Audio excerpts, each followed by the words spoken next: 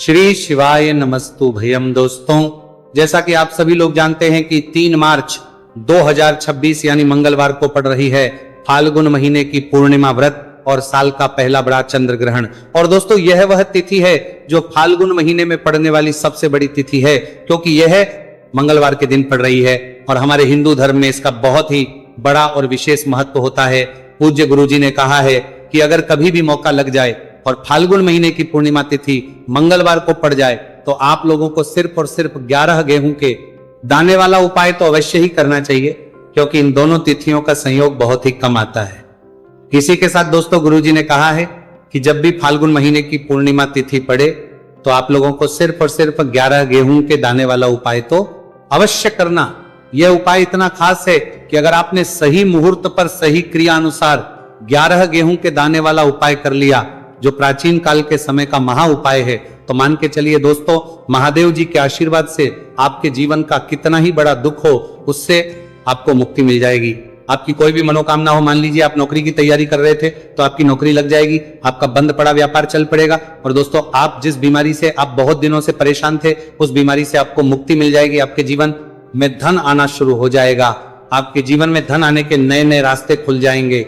और मान के चलिए दोस्तों, फिर आपको किसी भी प्रकार की परेशानी का सामना नहीं करना पड़ेगा। इसीलिए दोस्तों, 3 मार्च मंगलवार के दिन आप लोगों को इस वाले उपाय को जरूर कर लेना है। भले ही आपने पूरे साल भर इस उपाय को ना किया हो, पर अगर आपने इस फाल्गुन महीने में पड़ने वाली पूर्णिमा तिथि के दिन अगर इस वाले उपाय को कर लिया तो आपको इस उपाय को करने का वो फल मिलेगा जिसकी आपने कभी भी नहीं करी होगी। इसीलिए आप लोग इस गेहूं वाले उपाय को एक बार जरूर कर लेना, ताकि आप लोगों के हाथ से यह मौका ना जा सके और आपको इस उपाय को करने का फल मिल सके। दोस्तों, यह उपाय पंडित जी ने अपनी अभी की ही शिव महापुराण की कथा में बताया है, जो इस उपाय को आज हम आपको बहुत अच्छे से समझाने वाले हैं। इस वीडियो को देखने के बाद इस उपाय को समझने के लिए आपको कोई और वीडियो को देखने की जरूरत नहीं पड़ेगी। तो दोस्तों, इस उपाय को आपको कैसे करना है, कब करना है, कहां पर करना, और उपाय को करते समय आपको किन किन गलतियों को नहीं करना है और आपको किन किन बातों का ध्यान रखना है, ये सारी जानकारी हम आपको इस वीडियो में देंगे। तो चलिए भक्तों, उपायों को शुरू करते हैं। अगर आप भी चाहते हैं कि महादेव जी का आशीर्वाद आप पर सदैव बना रहे तो वीडियो को लाइक करें, चैनल को सब्सक्राइब करें और कमेंट बॉक्स में हर हर महादेव जरूर लिखें। और अपने फायदे के लिए, गरीबी दूर करने के लिए इस वीडियो को पूरा देखकर जाना। यदि आज आपने वीडियो को बीच बीच में से देखा, काट काट कर देखा, तो जीवन में आपको कभी सफलता हासिल भी नहीं होगी। दोस्तों, ये 3 मार्च मंगलवार पूर्णिमा तिथि का दिन ये इतना खास होता है, इतना महत्वपूर्ण होता है। देखा गया है कभी कभी बड़े बड़े पूजा पाठ अनुष्ठान से जो मनोकामना पूर्ण नहीं होते, वह 3 मार्च मंगलवार के दिन एक छोटे से उपाय करने से ही आपकी मनोकामना पूर्ण हो जाती है। अब हम समझते हैं इस वाले उपाय को हमें करना किस समय है। इस 11 गेहूं के दाने वाले उपाय को हमें फाल्गुन महीने के मंगलवार के दिन करना किस समय है। तो देखिए, इस उपाय को करने का जो समय है वह सुबह का समय है और शाम का समय है। अब देखिए, यहां पर हम मुख्य रूप से सुबह का समय नहीं बोलेंगे, क्योंकि 3 मार्च मंगलवार पूर्णिमा तिथि का दिन है और इस दिन प्रदोष काल के समय का बहुत महत्व होता है। बाकी अगर सुबह के समय भी करेंगे तो भी अच्छा होगा, उसमें कोई भी दिक्कत वाली बात नहीं है। तो चलिए जानते हैं इस विशेष उपाय के बारे में। लेकिन उससे पहले एक प्रार्थना, अगर आप इस चैनल पर नए हैं तो आप इस वीडियो को लाइक करें, चैनल को सब्सक्राइब करें और कमेंट बॉक्स में आप अपनी राशि या अपना नाम जरूर डाल दें, क्योंकि हम राशि से भाग्य भी बताते हैं और भाग्य में चल रही परेशानियों को दूर करने के लिए वहां आसान से आसान उपाय भी बताते हैं। तो चलिए अब हम अपने सबसे पहले उपाय की बात कर लेते हैं। देखो, गुरुजी ने कहा है कि अगर मंगलवार के दिन पूर्णिमा तिथि पड़ जाए तो इस दिन आपको 11 गेहूं के दाने वाला उपाय तो अवश्य ही करना चाहिए। देखो, ये उपाय, यदि आपके जीवन में कर्जा बहुत अधिक है, आपके जीवन में संकट बहुत अधिक रहते हैं, आपके ऊपर बहुत अधिक विपदा आ रही है, बार बार आपको अपने व्यापार में और अपने धन में हानि देखने को मिल रही है, कि आपको प्रत्येक कार्य में हानि हो रही है, तो आपको यह उपाय करना चाहिए। देखिए, इस उपाय के लिए आपको 11 गेहूं के दाने आपको लेने हैं। ठीक है, 11 दाने लेने के बाद में आपको जरूरत होगी चावल के दानों की। 11 चावल के दाने और 11 गेहूं के दाने, और चावल के दाने खंडित नहीं होने चाहिए। अब आप कहोगे, पंडित जी गेहूं कहां से लेने हैं? देखो, आपको किसी भी किराना स्टोर पे गेहूं के दाने आपको आसानी से मिल जाएंगे, जाकर ले लेना। ठीक है ना, 11 गेहूं 11 चावल के दाने लेने हैं। साथ ही साथ आपको एक तांबे का लोटा है और उस तांबे के लोटे में आपको जल भरना है। जल आपका खुद के घर का होना चाहिए, मंदिर का नहीं होगा। अब आप ये सब सामग्री लेकर पहुंच जाओगे महादेव के शिवलिंग के पास में शाम के टाइम पे प्रदोष काल में। देखो जब आप ये उपाय कर रहे हो तो अपना फेस रखना उत्तर दिशा, नॉर्थ डायरेक्शन की तरफ। अब यहां पर जो मैं आपको क्रम बताने जा रहा हूं ना, उस मेरे क्रम को बहुत ध्यान से सुनिए। महादेव को अगर कोई सबसे प्रिय है ना, तो उनकी सबसे छोटी पुत्री जिनका नाम है माता अशोक सुंदरी, जो आपके पास में चावल 11 दाने हैं ना, उन चावल के 11 दानों को माता अशोक सुंदरी के स्थान पर आपको अपना नाम और गोत्र बोलते हुए समर्पित कर देने हैं, है ना। और चावल के दानों को रखने के बाद में जो आपके पास में तांबे का लोटा है ना, उस तांबे के लोटे को कहीं पे भी हम जल नहीं चढ़ेंगे। सिर्फ और सिर्फ माता पार्वती का जो हस्तकमल आपको दिख रहा है, यहीं पे गोल गोल आपको समर्पित करना है। उसी जल को और कहीं नहीं, ना तो माता अशोक सुंदरी के स्थान पर, ना तो शिवलिंग के ऊपर, सिर्फ आपको यहां पे गोल गोल जलाधारी पर आपको उस जल को समर्पित करना है। अब आपके पास में बचे हुए हैं 11 गेहूं के दाने और बचे हैं, उन्हीं 11 गेहूं के दाने को आपको अपनी मनोकामना अपने विशेष कहते हुए महादेव के शिवलिंग के ऊपर अगर आप पूर्णिमा तिथि के दिन प्रदोष काल में समर्पित कर देते हैं तो आपकी जो भी मनोकामनाएं होंगी, जो भी विश होंगी, महादेव पूरी जरूर करते हैं। अन्न को समर्पण करने से, उस खासकर गेहूं को समर्पण करने से हमारी इच्छाएं पूरी होती हैं। और अगर वह दिन मंगलवार पूर्णिमा तिथि का दिन हो, तब तो इससे सुंदर संयोग कुछ भी नहीं हो सकता। आपकी इच्छाओं को पूरा करने के लिए स्पेशल बहुत प्यारा सा उपाय आप सभी को जरूर करना है। ध्यान में रखिएगा, ये उपाय प्रदोष काल में करना है। देखो गुरुजी ने कहा है भगवान शिव के शिवलिंग पर 33 कोटि देवी देवताओं का वास होता है। अगर हम शिवलिंग के सामने कुछ भी उपाय करते हैं तो हमारे सभी देवी देवता हमसे खुश हो जाते हैं। ये उपाय आपको अवश्य करना है। देखो सुबह के टाइम नहीं कर सकते, ठीक है। अब बात करते हैं अगले उपाय की। देखो इस उपाय के लिए आपको लेना है गोल बाती का दीपक। आप चाहे तो मिट्टी का ले सकते हैं या फिर घर से शुद्ध आटा मढ़कर उसका दीपक आप तैयार कर सकते हैं। इसके बाद आपको लेना है शुद्ध गाय का घी। अगर वो नहीं है तो कोई भी देसी घी इस्तेमाल कर सकते हैं जिससे आपको दीपक प्रज्वलित करना है। देखो अब ये सब सामग्री लेकर आपको जाना है प्रदोष काल में आपके घर पर तुलसी जी के घेरे के पास में। देखो ये उपाय तो आपको अवश्य करना है। देखो वहां पहुंचकर सबसे पहले वो दीपक आपको प्रज्वलित कर देना है और का 11 बार जाप करना है। उसके बाद आपको अपने सीधे हाथ में थोड़ी हल्दी लेकर उस दीपक में अपना नाम और गोत्र बोलते हुए डाल देना है। उसके बाद माता लक्ष्मी से आपको प्रार्थना करना है कि हे महालक्ष्मी हमारी सभी दुख तकलीफों को दूर करो, हे महादेव हमारे सब दुख कष्टों को खत्म करो। इस भावना से आपको यह उपाय करना है। चलिए अब बात कर लेते हैं दूसरे उपाय की। दोस्तों आप सभी जानते हैं कि मंगलवार पूर्णिमा तिथि का दिन समर्पित होता है भगवान महादेव को, या कि माता पार्वती को पूर्णिमा तिथि का दिन समर्पित होता है। और जब भी हम शिवलिंग के ऊपर कोई भी उपाय करते हैं तो इससे हमें एक साथ भगवान महादेव की और माता पार्वती की कृपा प्राप्त हो जाती है। देखिए दोस्तों गुरुदेव ने बताया है कि मंगलवार के दिन किया जाने वाला यह सबसे खास और सर्वश्रेष्ठ उपाय है। 7 चने की दाल लेनी है। देखिए आप 7 चने की दाल भी ले सकते हैं या फिर 11 भी ले सकते हैं, 21 या फिर 108 चने की दाल ले सकते हैं। यदि आप 21 चने की दाल लेते हैं तो ये आपके उपाय के लिए अत्यधिक सर्वोत्तम होता है। तो इस प्रकार से आप कम से कम 7 चने की दाल ले सकते हैं और अधिक से अधिक आप 108 चने की दाल ले सकते हैं। अब देखिए इसी के साथ में आपको मात्र 1 लोटा शुद्ध जल लेना होगा तांबे के पात्र के अंदर अपने ही घर से, और साथ ही में आपको मात्र 1 से 2 घू के टुकड़े भी लेने हैं। देखिए मंगलवार पूर्णिमा तिथि का दिन भगवान महादेव को होता है। आपको ये जो सारी सामग्रियां हैं इन्हें लेकर के पहुंच जाना है भगवान शिव के मंदिर में। इस उपाय को आप सुबह से लेकर के शाम तक किसी भी समय में कर सकते हैं, लेकिन यदि आप शाम के समय इस उपाय को करते हैं तो यह उपाय आपके लिए और अधिक सर्वोत्तम होता है। तो यदि आपको प्रदोष काल के समय में मिल जाता है तो फिर आप प्रदोष काल में भी कर सकते हैं, या फिर आप पूरे ही दिन में किसी भी समय इस उपाय को कर सकते हैं। शिव मंदिर पहुंचने के बाद सबसे पहले तो आपको दक्षिण दिशा में बैठ जाना है, उत्तर दिशा की तरफ आपको अपना मुख कर लेना है।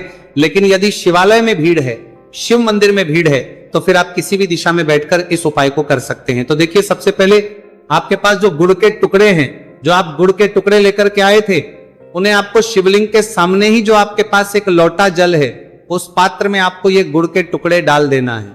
इसी के साथ में आप जो चने की दाल लेकर के थे, चाहे आप 7 चने की दाल लेकर के आए हैं, 11-21 जितने भी आप चने की दाल लेकर के आए हैं, इस चने की दाल के ऊपर आपको जो आपके पास गुड़ वाला जल आपने तैयार किया है, इसमें से थोड़ा सा जल आपको इस चने की दाल पर डाल लेना है। अब देखिए, आपके पास जो गुड़ वाला जल है, इसमें से सबसे पहले थोड़ा सा जल आपको श्री गणेश जी वाले स्थान पर समर्पित कर देना है। श्री शिवाय नमस्तु भयम इस मंत्र का जाप करते हुए फिर थोड़ा सा जल आपको श्री कार्तिकेय जी वाले स्थान पर समर्पित करना है। श्री शिवाय नमस्तु भयम इस मंत्र का जाप करते हुए फिर थोड़ा सा जल आपको माता अशोक सुंदरी वाले स्थान पर भी समर्पित करना है। श्री शिवाय नमस्तु भयम इस मंत्र का जाप करते हुए फिर थोड़ा सा जल आपको माता पार्वती के हस्त कमल पर समर्पित करना है और आपको श्री शिवाय नमस्तु भयम इस मंत्र का जाप कर लेना है। अब देखिए दोस्तों, आपके पास जो सा जल और शेष बचेगा, इसमें से आपको केवल थोड़ा सा जल शिवलिंग पर अर्पित कर देना है और अंत में आपको उस पात्र में थोड़ा सा जल और शेष बचाना है। पूरा जल आपको शिवलिंग पर अर्पित नहीं करना है, अंत में आपको थोड़ा सा जल और शेष बचाना है। अब देखिए, आप जितनी भी चने की दाल लेकर के आए हैं, अगर आप 7 चने की दाल लेकर के आए हैं तो आपको 7 बार श्री शिवाय नमस्तु भयम इस मंत्र का स्मरण कर लें। यदि 11 चने की दाल लेकर के आए हैं तो फिर आपको 11 बार इस मंत्र का जाप करना है। जितनी भी चने की दाल लेकर के आए हैं, उतनी बार आपको श्री शिवाय नमस्तु भयम इस मंत्र का जाप करना है और फिर आपको ये जो चने की दाल है, इसे शिवलिंग के ऊपर ही समर्पित कर देनी है। लेकिन आपको यह चने की दाल बृहस्पतेश्वर महादेव का स्मरण करते हुए ही शिवलिंग पर अर्पित कर देनी है और आपको अपनी मनोकामना को भी बोल देनी है। आप जो भी मनोकामना है, चाहे वो धन प्राप्ति को लेकर हो, नौकरी से संबंधित हो, विवाह से संबंधित हो, या फिर आपके मकान जमीन जायदाद से संबंधित हो, चाहे ग्रह क्लेश से संबंधित हो, या फिर किसी भी प्रकार की जो मनोकामना है, उसे आपको बृहस्पतेश्वर महादेव से परिपूर्ण करने की प्रार्थना कर लेनी है। और इसके बाद आपके पास जो पात्र के अंदर थोड़ा सा से जल और बचा हुआ था, इसे भी आपको धीरे धीरे भगवान शिव की पर ही अर्पित कर देना होगा। श्री शिवाय नमस्तु भयम इस मंत्र का जाप करते हुए पूज्य गुरु जी कहते हैं कि फाल्गुन महीने का मंगलवार पूर्णिमा तिथि को जो भी व्यक्ति इस प्रकार से यह चमत्कारिक उपाय कर लेता है, तो उसकी जो मनोकामना है वह भगवान लक्ष्मी नारायण की कृपा से तथा महादेव की कृपा से बहुत ही जल्द परिपूर्ण हो जाती है। बात करते हैं अगले उपाय की। देखो, इस उपाय के लिए आपको मात्र 2 लौंग लेनी होगी, या कि आपको लौंग का जोड़ा लेना है। 2 फूल वाली आपको लौंग लेनी है। लौंग का जोड़ा कहीं से भी खंडित नहीं होना चाहिए, इस बात का ध्यान रखें। इसी के साथ में आपको लेना होगा लाल चंदन का पाउडर। देखिए, यदि आपके पास लाल चंदन की लकड़ी है तो उसे घिसकर भी आप चंदन के रूप में प्रयोग कर सकते हैं। यदि पाउडर है तो उसका भी आप अपने उपाय के लिए प्रयोग कर सकते हैं। देखिए, चंदन जो है वो तेज का प्रतीक माना गया है और साथ ही साथ जीवन के अंधकार को दूर करने का प्रतीक माना गया है। अब इसी के साथ में आपको मात्र एक तांबे के पात्र के अंदर शुद्ध जल लेना होगा अपने घर से। अब दोस्तों, ये तीनों सामग्री लेकर के सीधे आपको पहुंच जाना होगा भगवान शिव के मंदिर में। देखिए, इसी के साथ में आपको एक गोल बाती का दीपक भी लेना होगा। दीपक आप मिट्टी का भी ले सकते हैं, शुद्ध आटा मढ़कर उसका भी तैयार कर सकते हैं और दीपक में आप शुद्ध घी का प्रयोग करना है। लेकिन जैसे ही आप इन सभी सामग्रियों को मंदिर में लेकर के पहुंचेंगे, मंदिर में जैसे ही आप चौखट के वहां पर पहुंचेंगे, तो मंदिर की चौखट के सीधे तरफ आप जो अपने साथ एक गोल बाती का दीपक लेकर के आए हैं, उसे आपको सबसे पहले तो प्रज्वलित कर देना है। यानी कि जैसे ही आप मंदिर की चौखट के वहां पर प्रवेश करते हैं, तो उसके सीधे तरफ आपको ये गोल बाती का दीपक प्रज्वलित कर देना है। अब देखिए, जैसे ही ये दीपक प्रज्वलित करेंगे तो आपकी जो भी मनोकामना है उससे आपको बोल देना है। आप इस दीपक को इस प्रकार से प्रज्वलित करने के बाद इन सभी सामग्रियों को शिवलिंग के पास में लेकर पहुंच जाना है।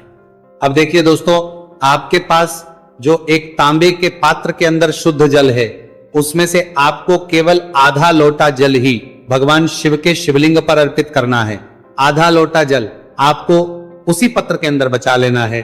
अब दोस्तों, पास जो 2 लौंग है, यानी कि लौंग का जोड़ा है, उससे आपको अपना नाम और अपने गोत्र को बोलते हुए आपकी जो भी समस्या चल रही है, आपके जीवन में जो भी परेशानी उत्पन्न हो रही है, उन्हें आपको बोल देना है। और ये जो लौंग का जोड़ा है, इसे आपको भगवान शिव के शिवलिंग पर अर्पित कर देना है। जैसे आप ये 2 लौंग शिवलिंग पर चढ़ाएंगे तो अपना हाथ जो है वहां पर आपको रखना है और महादेव से आपको करनी है कि मेरे जीवन की ये जो परेशानियां हैं ये सभी दूर हो जाए। यानी कि आपके जीवन में धन की संबंधित परेशानी चल रही है, कर्ज की समस्या चल रही है, बच्चों का पढ़ाई लिखाई में मन नहीं लग पा रहा है, घर के जो आर्थिक संकट है वो सभी दूर हो, व्यापार आपका ढंग से नहीं चल पा रहा है, घर में रोग की स्थिति बनी हुई है, यानी कि जिस भी प्रकार की आपकी समस्याएं हैं उसे आपको बोल देना है और महादेव से इन सभी समस्याओं को दूर करने के लिए आपको प्रार्थना कर लेनी है। अब देखिए दोस्तों, आपने जो 2 लौंग शिवलिंग पर समर्पित की थी उससे आपको वहां से उठा लेना है और इन दोनों लौंग को आपको शिवलिंग से उठा करके सीधे उससे जल के पात्र के अंदर डाल देना है। यानी कि अपने आधा लोटा जल और बचाया हुआ था उसी के अंदर आपको ये 2 लौंग डाल देनी है और साथ में आप जो लाल चंदन ले आए थे उस लाल चंदन को भी आपको उसी पात्र के अंदर डाल देना है। यानी कि आधा लोटा जल और बचा हुआ है तो उसी आधे लोटे जल के अंदर आपको ये लाल चंदन भी डाल देना है। अब देखिए, इस आधे लोटे जल में है जिसमें अपने 2 लौंग डाली है, लाल चंदन डाला है, उसे सीधे लेकर के आपको पहुंचना है बेलपत्र के वृक्ष के। वहां पर देखिए बेलपत्र का वृक्ष यदि आपके घर पर है तो वहां पर आपको आ जाना है, आपके घर के पास कहीं भी है तो वहां पर आपको पहुंच जाना है और उसके बाद आपका जो मुख है वो दिशा की ओर होना चाहिए और उसके बाद आपको अपना नाम और अपनी गोत्र को बोलना है और पुनः अपने जो भी परेशानियां शिवलिंग के पास में बोली थी उन्हें आपको वापस से बेलपत्र के वहां पर भी बोल देनी है। और ये जो आधा लोटा जल और है इससे आपको पूरा बेलपत्र के वृक्ष की जड़ DDH में श्री शिवाय नमस्तु भयम इस मंत्र का जाप करते हुए समर्पित कर देना है। तो बस इतना सा उपाय आपको करना है। जो भी आपकी परेशानी है, समस्या है,